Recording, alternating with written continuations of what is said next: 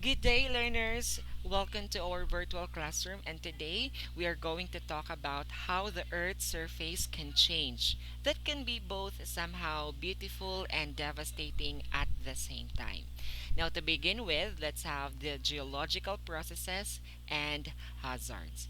Now, when we say geological processes, these are dynamic processes at work in the Earth's landforms and surfaces. Now, the mechanisms involved we have weathering, erosion, and plate tectonics, and sometimes combined processes that are in some respect destructive, but in others they are constructive. Now, the geological processes include volcanic eruption, earthquake, and landslides. Now, to dig more and to know more these processes, let's begin with volcanic eruption.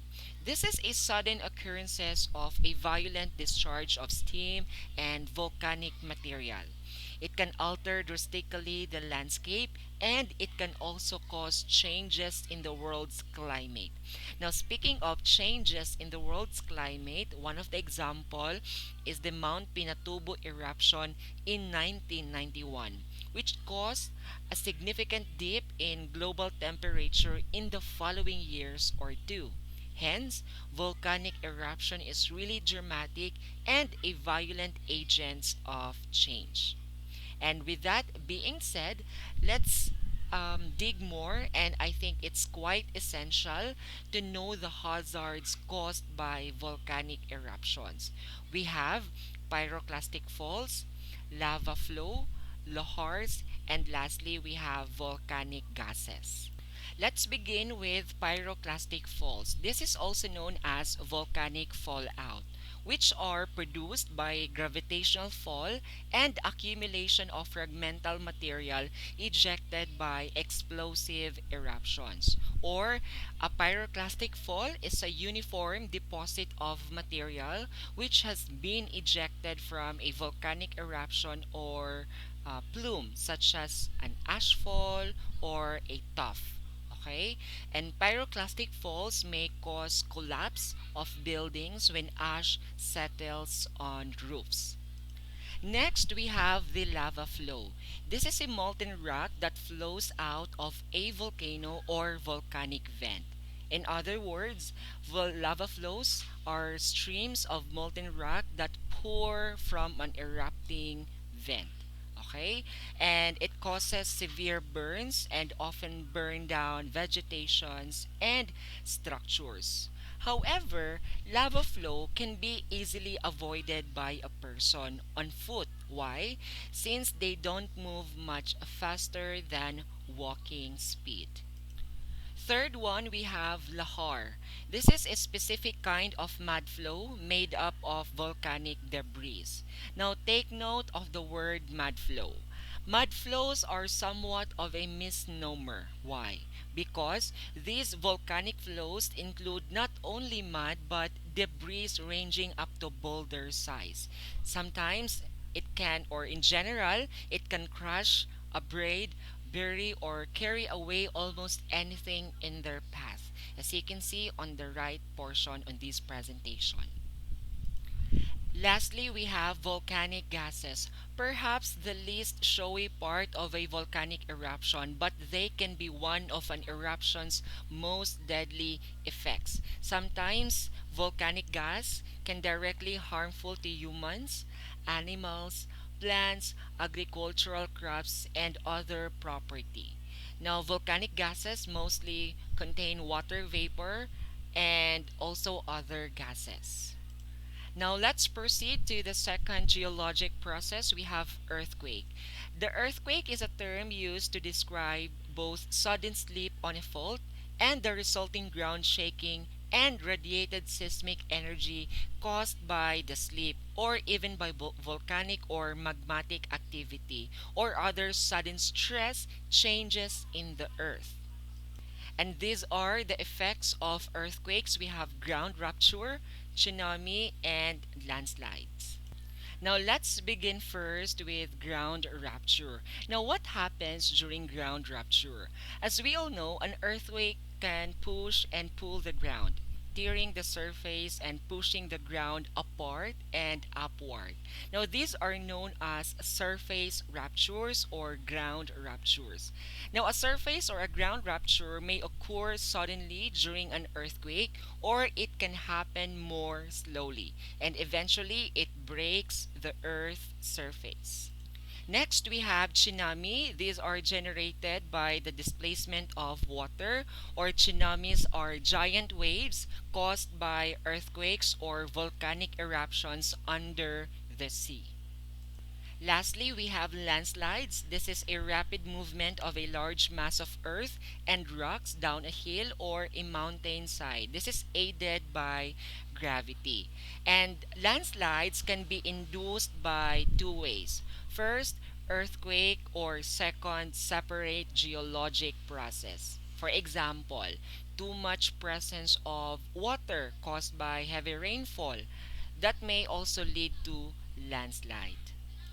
Now, with all of those geologic process and hazards I've mentioned a while ago, let's pause for a while and try to reflect on this question. Can we stop these geologic processes from happening? Unfortunately, it's not possible to prevent these geological processes and the hazards they bring. However, careful management of these hazards can minimize the damage that they cause. And with that, let's dig more on the coping mechanisms or ways on how to cope with geological hazards. One of the coping mechanism is the monitoring processes. And we have the PhilVox, or the Philippine Institute of Volcanology and Seismology. This is a service institute of the Department of Science and Technology, or the DOST, that is principally mandated to mitigate disasters that may arise from volcanic eruptions, earthquakes, tsunami, and other related geotectonic phenomena. Okay, we have PhilVox.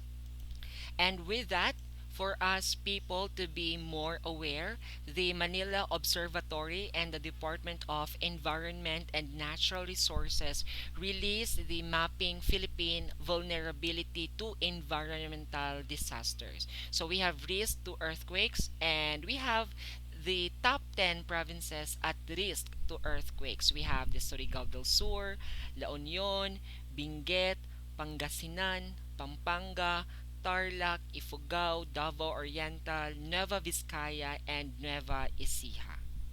Now, the question why these provinces considered at risk, maybe it's because of their geographical location, and specifically the Ring of Fire, where many volcanic eruptions and earthquakes occur. Next, let's talk about volcanic eruptions. Now, there are about 300 volcanoes in the Philippines. Now, 22 of these are active, while the larger percentage remains dormant as of the record. Now, the majority of the active volcanoes are located in the island of Luzon.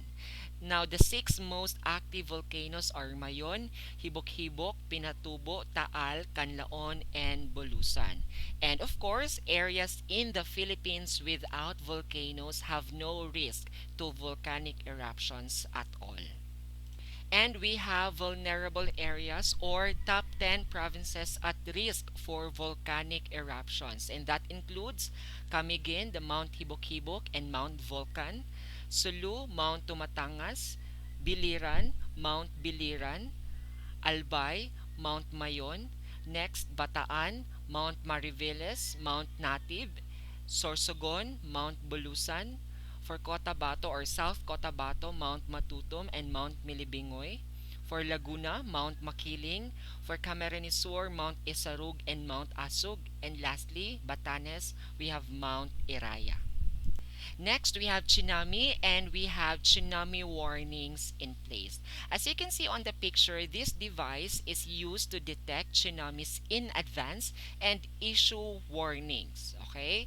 And there are two important components. First, we have the network of sensors in order to detect tsunamis, and communication infrastructure in order to issue timely alarms in order to permit evacuation of the coastal areas. And with that, We have here top 10 provinces at risk to tsunami. We have Sulu, Tawi-Tawi, Basilan, Batanes, Guimaras, Romblon, Siquijor, Surigao del Norte, Camiguin, and Masbate.